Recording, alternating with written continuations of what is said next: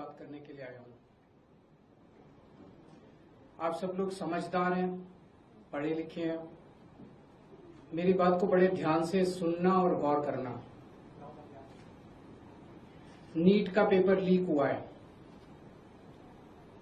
हर बार की तरह इस बार भी जांच सीबीआई को सौंप दी गई है। हर बार की तरह इस बार भी सीबीआई ने 10-15 लोगों को गिरफ्तार कर लिया है। हर बार की तरह इस बार भी 3-4 महीने में ये सारे छूट जाएंगे, इनको बेल मिल जाएगी। और हर बार की तरह इस बार भी ये सारे छूटे हुए बदमाश फिर से अगले साल के नीट के पेपर को लीक करने की तैयारी शुरू कर देंगे। मैं आप सब लोगों से पूछना चाहता हूं, थक नहीं गए ये सब सुन सुन के? बड़ी घिसी पिटी सी स्क्रिप्ट है, बड़ी घिसी पिटी सी स्टोरी है। सीबीआई पे भरोसा बचा है क्या? सीबीआई कुछ करेगी? 2017 में पेपर लीक हुए, सीबीआई को जांच सौंप दी गई, आज तक सीबीआई ने कुछ किया? फिर 2021 में पेपर लीक हुए, सीबीआई को जांच सौंप दी गई, आज तक सीबीआई ने कुछ किया? फिर 2024 में पेपर लीक हुए, जांच सीबीआई को सौंप दी गई, सीबीआई ने कुछ किया? फिर 2026 में अब पेपर लीक हुए, जांच फिर से सीबीआई को सौंप दी गई। आपको लगता है सीबीआई कुछ करेगी इस बार भी? और 2024 में तो हद ही हो गई। 2024 के जो मास्टरमाइंड थे उनको सीबीआई ने गिरफ्तार किया।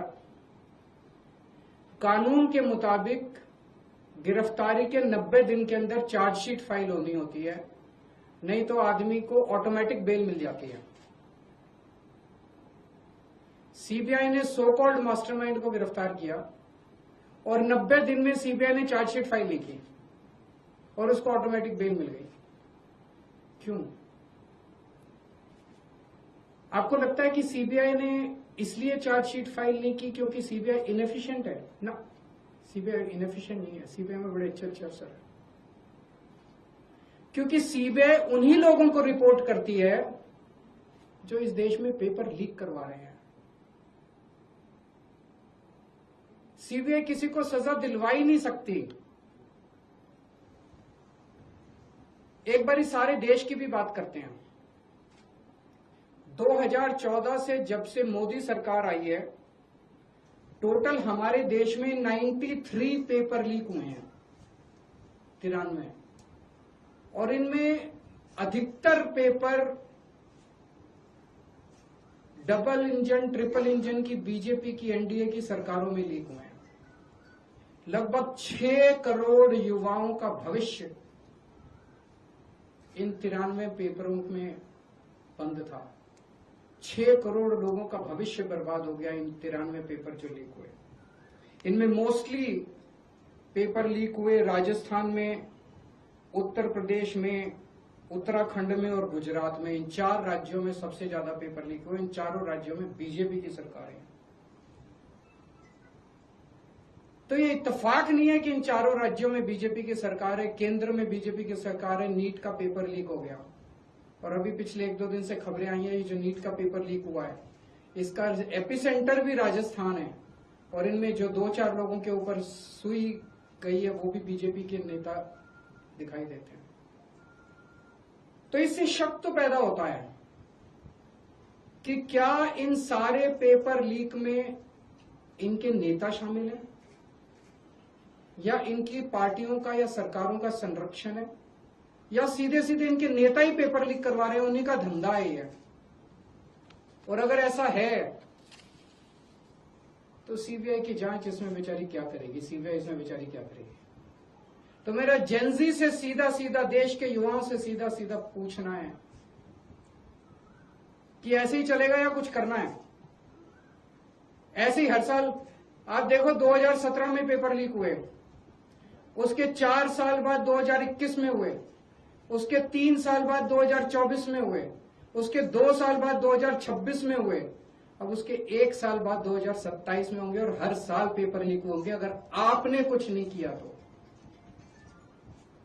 अगर नेपाल का और बांग्लादेश का जेनजी सड़कों पे उतर के अपने देश की सरकारों को बदल सकता है, तो हमारे देश का जेनजी पेपर लीक करने वाले मंत्रियों को जेल नहीं भेज सकता है।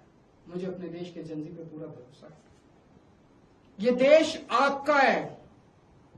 इस देश के नेताओं को इस देश में कोई इंटरेस्ट नहीं है। इस देश के नेताओं के बच्चे विदेशों में पढ़ते हैं। हमारे देश के एक बहुत बड़े नेता ने कहा था, जरूरत पड़ी तो झोला उठा के चल लूंगा।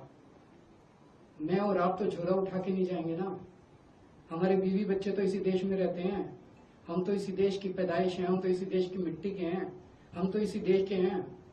हमें तो इसी देश में रहना है, तो बचाना तो इस देश को हमें और आपको ही पड़ेगा। और अंत में एक बात मैं उन लोगों को कहना चाहता हूं जो लोग कहते हैं कि सिस्टम फेल हो गया, सिस्टम फेल हो गया, सिस्टम फेल हो गया। मैं आपकी भावना को समझता हूं, लेकिन जब आप सिस्टम की बातें करते हैं तो अनजाने में आप उन नेताओं को बचा रहे हैं जो नेता इस पूरे घिनौने खेल में शामिल हैं।